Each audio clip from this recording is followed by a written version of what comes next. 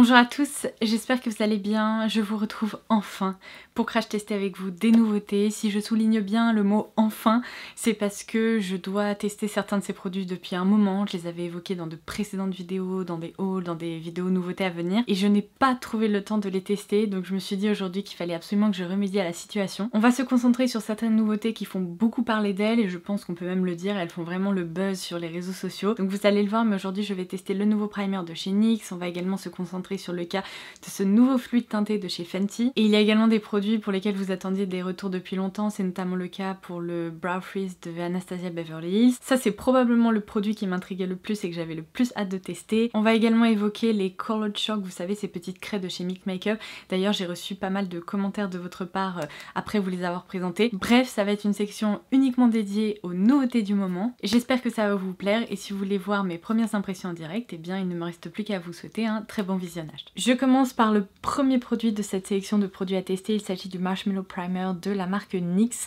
C'est un produit qui a beaucoup fait parler de lui à tel point qu'il a été out of stock pendant un moment. La bonne nouvelle c'est qu'il est dispo sur Look Fantastic si jamais il vous intéresse. Moi c'est un produit qui m'intriguait beaucoup de par sa texture, puisqu'il s'agit apparemment d'une sorte de mousse fouettée. Je ne sais pas du tout, on va découvrir ça ensemble. Alors je vais vous lister juste ici les 10 bénéfices de ce primer parce qu'il y en a du coup beaucoup. On a un peu l'impression que c'est la course aux bénéfices, mais en gros c'est une base de teint qui va permettre au maquillage de mieux tenir sur le visage. Apparemment ça lisse les pores, ça adoucit, ça illumine, bref, vous aurez la liste. Et pour ce primer, NYX a misé sur un extrait de racine de guimauve, et on parle bien ici de la plante guimauve et pas du bonbon, parce que sinon ça serait carrément bizarre.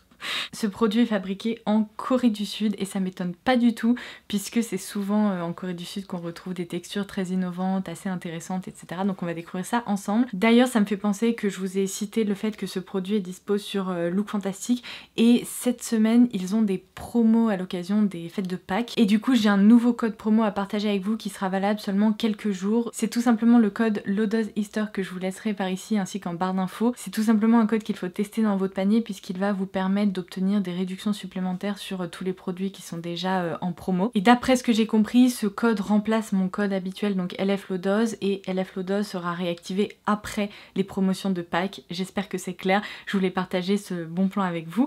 Donc maintenant c'est parti, on va découvrir la texture de ce primer.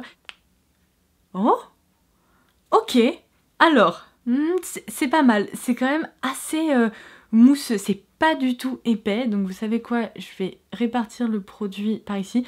C'est très aérien. Waouh. Oh mon dieu. Par contre ça sent vraiment le bonbon, la guimauve quoi. C'est un peu sucré, en même temps c'est une odeur assez propre, c'est très étrange. Alors je suis très étonnée parce que généralement les textures de mousse ont tendance à être un peu épaisses, un peu difficiles à travailler, et là je pense que vous pouvez le voir, hop, ça glisse comme ça, c'est hyper soyeux sous les doigts. C'est une texture vraiment assez lissante finalement. Ah, et le point très important à préciser, ce qui m'a vraiment intriguée avec ce primer par rapport au fait qu'il soit lissant, c'est qu'il ne contient pas de silicone. Donc je pense que c'est un gros avantage pour celles qui réagissent pas très bien au silicone, ou ceux et celles qui ne veulent pas utiliser de silicone tout simplement. Je trouve ça chouette d'avoir des options justement sans silicone, et là, eh bien, ce primer, c'est une option pour vous. Alors ma première impression est la suivante, je suis très étonnée. Ça sent très bon, c'est un peu addictif il faut le dire. La texture est étonnante, elle en fait pas trop parce qu'elle s'étale très bien, elle est légère. En même temps c'est un primer qui est confortable, qui ne tiraille pas, et quand je touche mon visage, c'est sec, mais je sens que, si vous voulez, c'est confortable, et en même temps que ça a lissé mon teint. C'est fou, mais ouais, je sens vraiment que j'ai un peu une peau de pêche sans que ce soit étouffant. Bon, et bien écoutez, je comprends pourquoi ce produit a beaucoup fait parler de lui. Il est original, il est à découvrir. Après évidemment on va voir ce que ça donne en fin de journée et ce que ça donne sur le long terme, mais comme ça, j'apprécie plutôt, c'est très chouette. Alors ensuite je vais me maquiller le teint avec cette petite nouveauté Fenty Beauty qui pareil fait beaucoup parler d'elle, donc elle m'intriguait beaucoup, j'ai hâte de la découvrir avec vous. C'est tout simplement la référence qui s'appelle Ease Drop, et c'est un fluide teinté effet floutant. Alors j'ai juste ici la teinte numéro 1 qui normalement correspond à ma carnation, puisque je crois que chaque teinte en fait de cette gamme Ease Drop correspond à plusieurs teintes dans la gamme des fonds de teint classiques chez Fenty. Et du coup cette teinte là, la teinte numéro 1, peut aller, je crois, pour les teintes 100, 110, 120. Et après, il faut passer à la teinte numéro 2, mais je pense pas que j'ai besoin, vu la couleur de ma peau, de passer à la teinte numéro 2. Je pense que celle-ci va être parfaite. Alors, le packaging est hyper sympa. On dirait un petit ovni, et j'aime bien ce genre de packaging. Alors, teint effet floutant pour le printemps-été, moi, ça m'inspire beaucoup, parce que lorsqu'on recherche une texture qui soit pas trop couvrante, qui soit facile à porter, agréable à utiliser, même au doigt, eh bien, ça peut être assez prometteur. Donc, c'est exactement comme ça que je vais m'en servir aujourd'hui. Je vais essayer de l'appliquer au doigt et on va voir ce que ça donne. Je vais commencer par appliquer une petite grosse goutte comme ça. Je vais répartir ça sur mon visage et on va voir ce que ça donne. Espérons, par rapport au fait que ce soit flouteur, que ce soit pas trop mat, parce que pour le printemps-été, justement, moi j'aime bien quand même rester sur des textures qui soient légères mais qui gardent la luminosité naturelle de la peau, sans être brillantes bien sûr.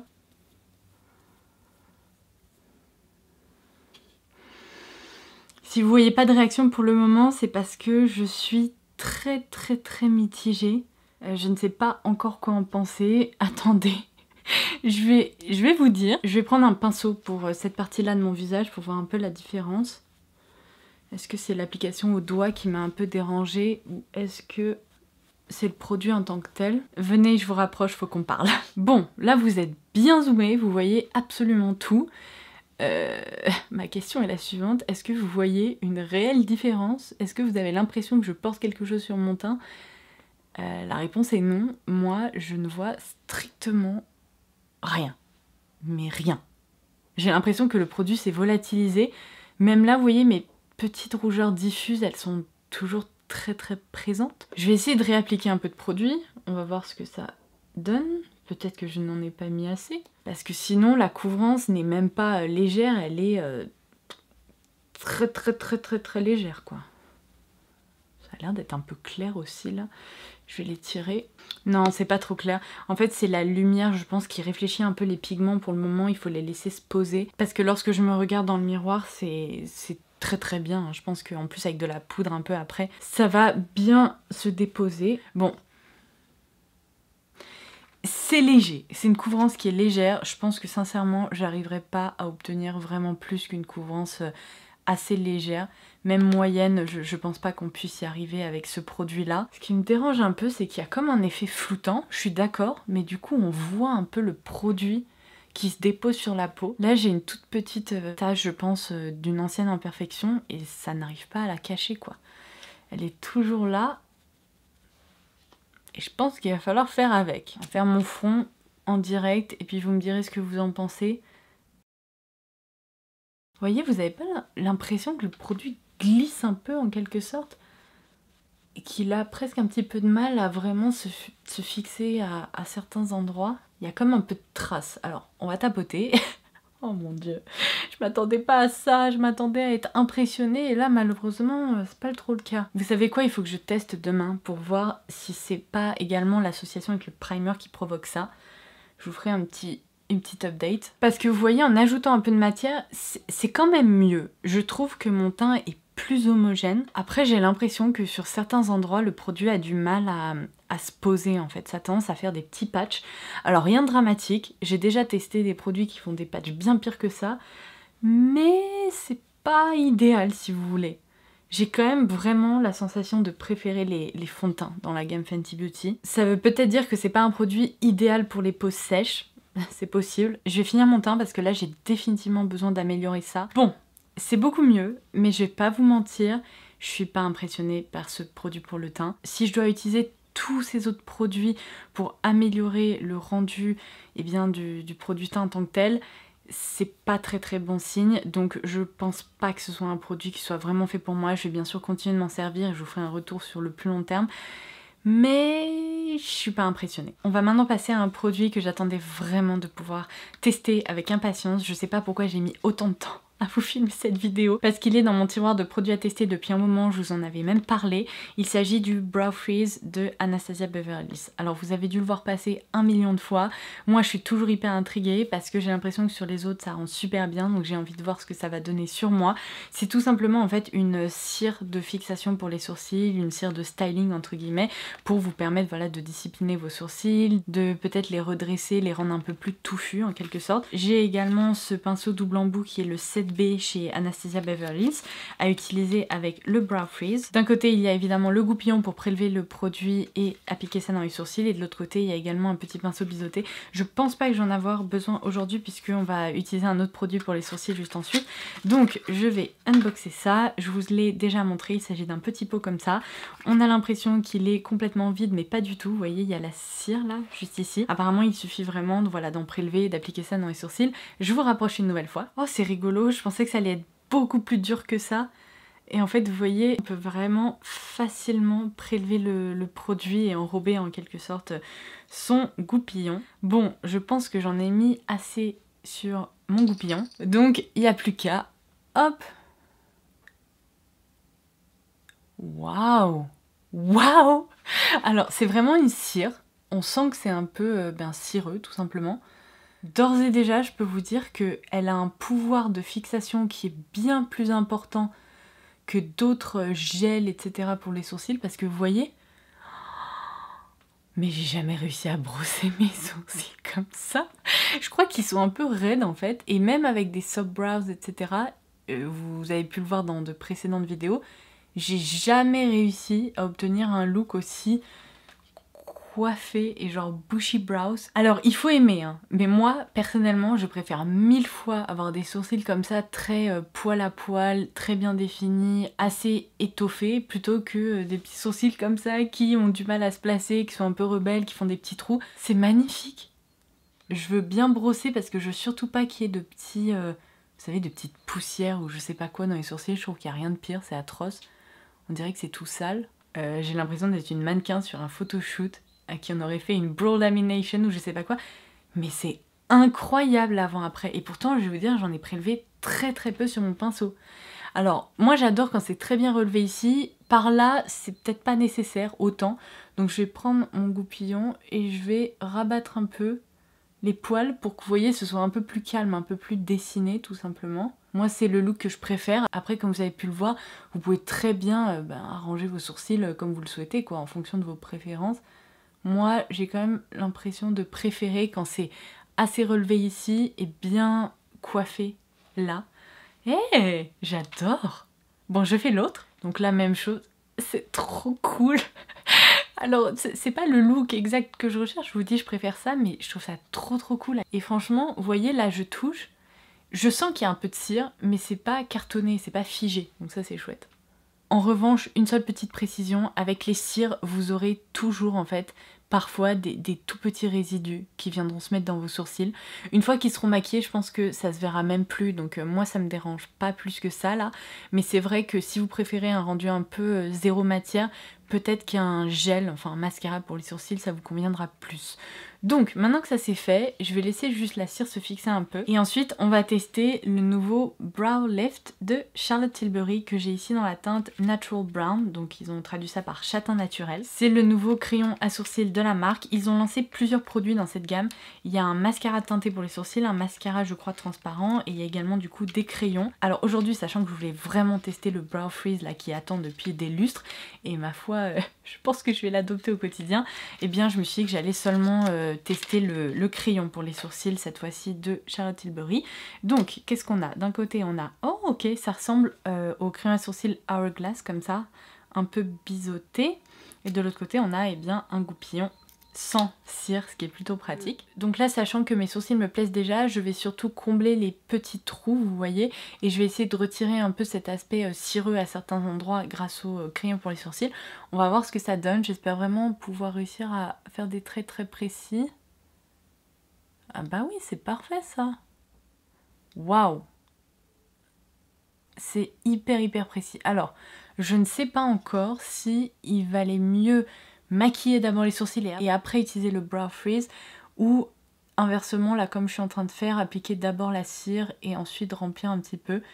C'est naturellement plutôt ce que je fais parce que je trouve que le rendu est un chouille plus naturel ainsi. Après c'est peut-être un peu moins évident de maquiller correctement les sourcils comme ça. Parce que là vous voyez les sourcils ont tendance à vouloir se fixer. Oh my god, mais ça tient super bien parce que là ils veulent plus bouger.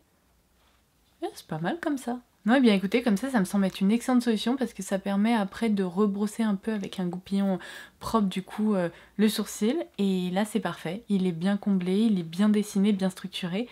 J'adore. Ok, alors ça je valide, c'est vraiment top ce nouveau crayon de chez Charlotte Tilbury. J'ai l'impression que c'est la teinte idéale pour mes sourcils, c'est un produit très facile à travailler. Donc ça c'est parfait. On passe à l'autre produit que je voulais absolument tester avec vous. Je vous avoue que là par contre je redoute un peu l'application. Il s'agit, vous savez, de ces crèmes multi-usages de chez Milk Makeup. Moi je vais m'en servir sur les yeux aujourd'hui pour voir un peu leur rendu. Je vais utiliser avec vous la teinte Hopscotch et je vous avais un peu parlé justement de ces craies qui sont très étranges. Donc qui sont les Color Chalk, qui se présentent comme ceci. C'est vraiment petit, hein. Pour vous donner un peu une référence, je sais pas par rapport à mon oreille, vous voyez, c'est vraiment petit. Ça se présente dans un petit contenant comme ça. Ensuite, le produit est protégé comme ça par une petite enveloppe toute simple et il suffit en fait de dérouler la première partie pour avoir accès au produit, donc c'est ce qu'on va faire.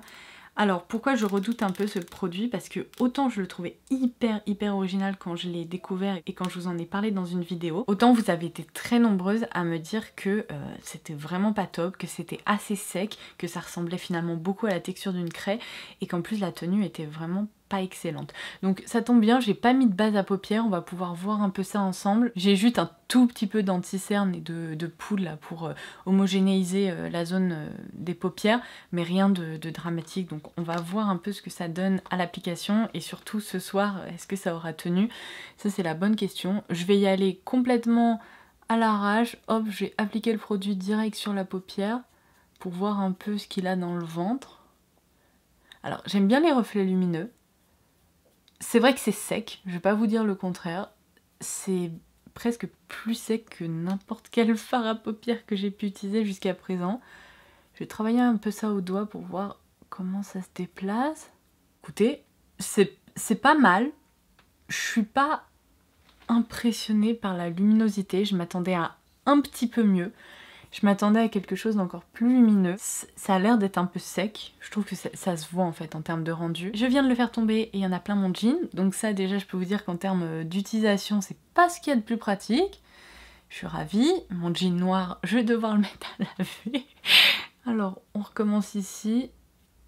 Bon, c'est un peu bizarre. C'est entre le produit bizarre et le produit gadget si vous voulez. Parce que on s'attend pas vraiment à utiliser une craie comme ça. Vous voyez, ça fait des traits un peu partout. Mais après, ça s'estompe quand même assez facilement au doigt. Là, c'est une jolie couleur un peu dorée toute douce. J'en applique à peu près 2 couches pour voir quelque chose. Et un tout petit peu ici, en coin interne, pour la touche lumière.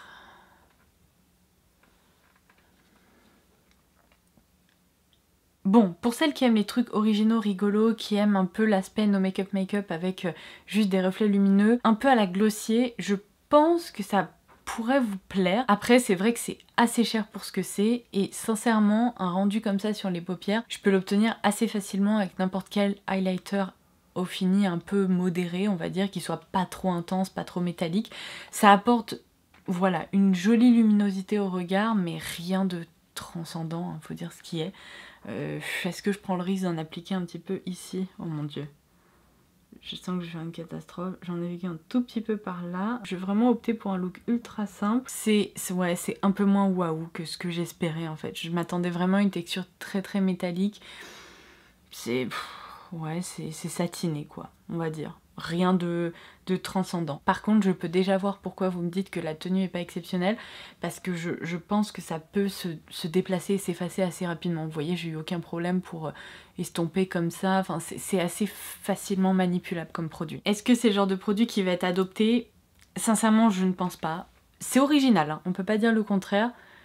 Mais c'est pas transcendant. Je vais appliquer de l'eyeliner, du mascara et je vous retrouve pour le dernier produit. Bon, on est d'accord qu'aujourd'hui on est somme toute sur un maquillage tout ce qu'il y a de plus classique avec voilà des effets un peu lumineux, satinés qui donnent bonne mine. Rien de transcendant, mais c'était des produits qui m'intriguaient quand même beaucoup.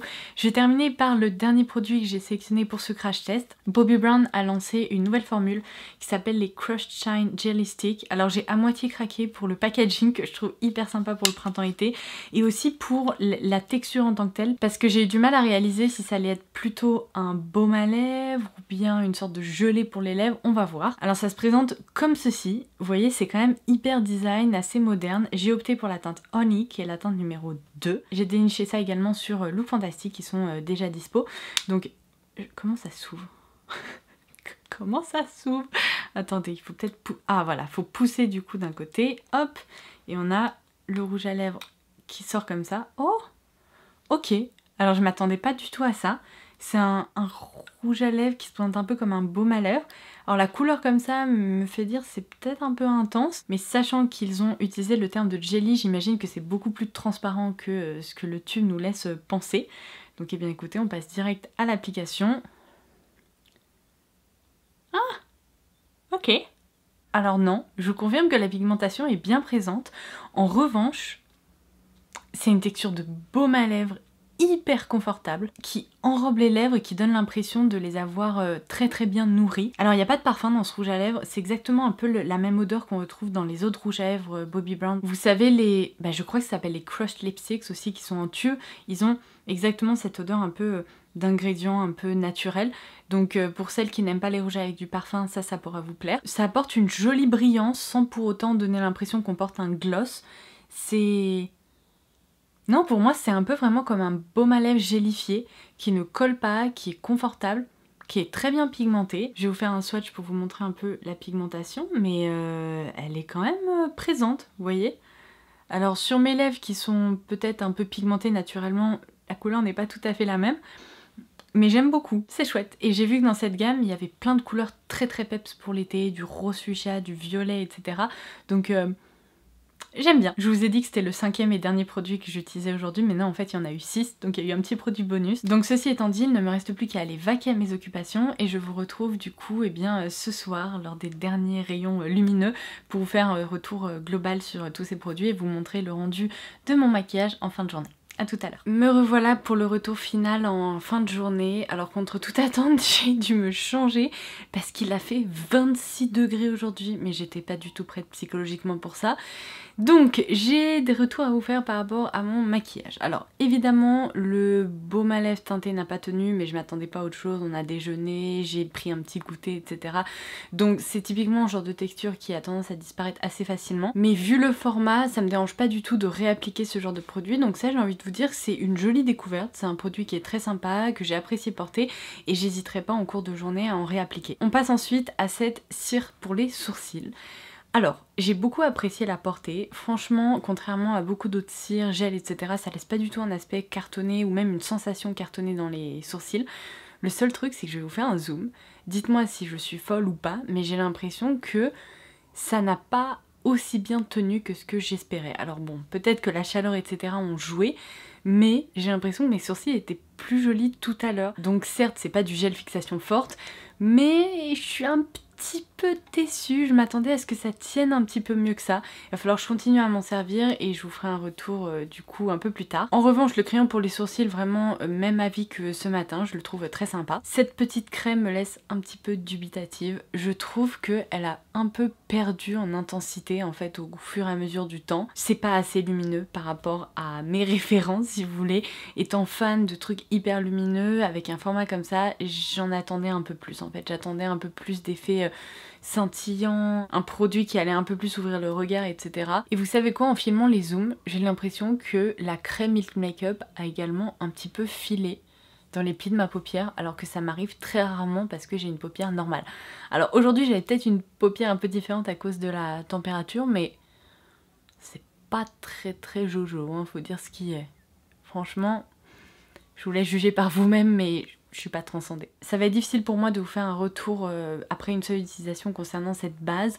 Je trouve que sincèrement elle est confortable, je la sens pas du tout. Donc ça c'est plutôt une belle découverte. En revanche on termine par ce fluide teinté. Alors je dois dire que j'ai préféré le rendu de mon maquillage après plusieurs heures, lorsque le produit s'est vraiment un peu mélangé avec la poudre, etc.